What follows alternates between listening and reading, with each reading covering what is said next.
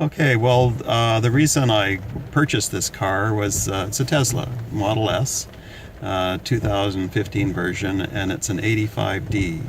So the reason I purchased the car is a desire not to put out carbon emissions into the atmosphere. So this was really important to me because I have grandchildren, and the planet is changing because we're putting out too much CO2 into the atmosphere, causing global warming, and this is a strike against that. And what I found is that when I was driving the gasoline-driven cars, and I'd even got to a Prius. I started with the Prius because that was what was available, but every time I was in the car, I felt guilty for driving it because I was putting out emissions which was harming the planet. And I felt that the best way to avoid that was just to get rid of the gasoline altogether and go with electric. For me, there wasn't a too long time in decision making on this. The impetus, as I said before, was that it was basically guilt driven for using gasoline and putting out CO2 in the atmosphere. So I wanted to avoid that.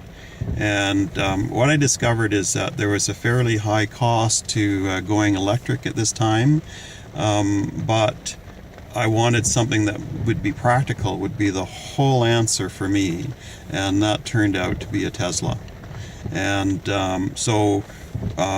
we're now we don't drive a lot, but we're now putting on 2,000 kilometers a month, and so I get an electric bill every 2 months, and it costs me $60 every 2 months to run my car.